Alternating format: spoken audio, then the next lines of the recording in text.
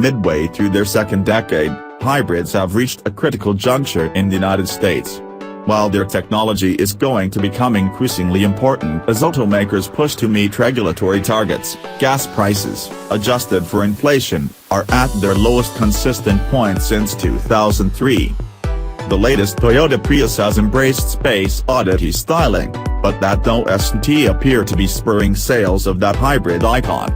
The new Kia Niro, on the other hand, looks like the kind of vehicle that can inspire Americans to trade in their compact or mid-size sedans. The Niro is an approachable and practical, crossover-like hatchback, one that just happens to have a hybrid powertrain and DPA city ratings of up to 52 miles per gallon. Refreshingly straightforward, it has no unfortunate packaging concessions, no bizarre styling, and no weird controls that are different just for the sake of being different. We're looking at you, Prius shifter. Blending in. The Niro is built on a dedicated compact hybrid vehicle platform shared with the Hyundai Ioniq. However, while the Ioniq sticks with the Prius-like cam-back profile designed to squeeze the last tenth of a mile out of every gallon of gasoline, the Niro trades off some aerodynamic efficiency for greater passenger and cargo space. For the US market especially, we think Kia made a smart choice. From across the parking lot, the Niro looks like a crossover SUV. Step closer, and it's clearly lower and more wagon-like. It has a slightly higher riding alternative to the Toyota Corolla and more the Ford Focus hatchback, yet it's lower and more squat than many small crossovers such as the Chevrolet Trax, Honda HR-V, Mitsubishi Outlander Sport, or Fiat 500X. Seat height is about 1.5 inches higher than that of a typical compact sedan, according to Kia, and slightly lower than the Soul's, perfect for easy entry and exit. There is enough headroom and legroom in back for tall adults, and the rear seat backs flip forward, creating a flat cargo floor. Echo every time. The Niro, like Kia's optimal hybrid, has a 4-cylinder engine and a single AC electric motor, generator integrated within a 6-speed automatic transaxle. But much is different about both the engine and the gearbox. The engine is a new, Atkinson cycle 1.6-liter 4-cylinder with exhaust heat recovery and dual cooling circuits for quickly warming up the cylinder head. It makes 104 horsepower and 109 pounds-to-foot of torque, and Kia claims it operates with 40% thermal efficiency, a lofty mark on that scale. The 6-speed is a dual-clutch unit, with 2 hydraulically actuated multiple tri-clutches finessing launches and shifts. The combined system output to the front wheels is 139 horsepower and 195 pounds-to-foot of torque. In case you missed any previous hints that this is not a rugged SUV, note that all-wheel drive is missing from the lineup, and there are no plans to add it. Kia suggests that the dual-clutch gearbox at the core of the Niro's powertrain layout makes for a more engaging driving experience. But with every startup and shift into drive, the Niro defaults to its Eco Mode A setting that prefers higher gears, delivers sluggish downshifts, and in which stabs of the accelerator bring a long pause before anything happens. Start off gingerly enough to avoid waking the gasoline engine and you'll probably be irritating the traffic behind. The Niro is fairly aggressive about shutting down the gasoline engine when you crawling along in dense traffic or in city driving at less than 30 miles per hour or so. Sliding the shift lever over to the left engages the Niro's perkier sport mode, with somewhat firmer steering, sharper accelerator response, and a dramatically different shift schedule. You'll pay a mileage penalty using that mode, as it keeps the engine running the vast majority of the time. And with a 0 to 60 mph time expected to be on the far side of the 10-second mark, about the same or slightly slower than the Prius, the Niro still isn't quick. The one drivability aspect we found a little off-putting was the complete lack of engine braking.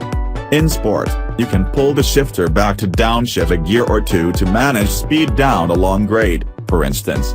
You'll hear the engine revving higher, but there is no significant deceleration. Nor is there any sign of increased regenerative braking on the in-dash readout.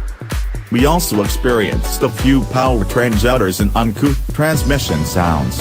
Unlike Toyota, Hyundai, Kia and T have 20 years of experience with hybrid system software mapping, and it can show in that way.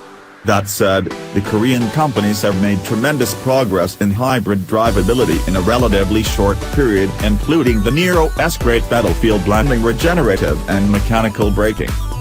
The Niro also exhibits good ride, handling, and NVH qualities.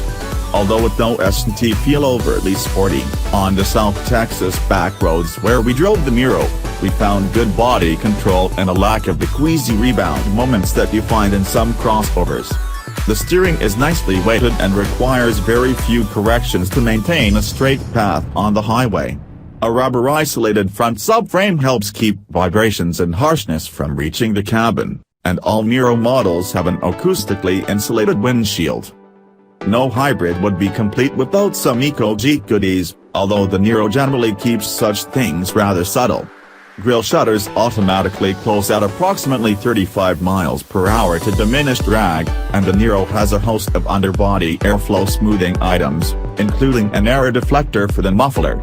The available navigation system accesses GPS data for road topography and can advise the driver when to lift off the gas, such as when going down hills or exiting freeway ramps, and can direct the powertrain to shunt electrons to precharging the battery pack in anticipation of long uphill grades. It all adds up to exemplary fuel economy ratings: 52 miles per gallon city and 49 miles per gallon highway for the Mizulife version. 51/46ths of a mile per gallon for the LX and X models at the heart of the lineup, and 46/40ths of a mile per gallon for the touring models we drove. That's a significant difference in mileage across versions, with seemingly minor differences.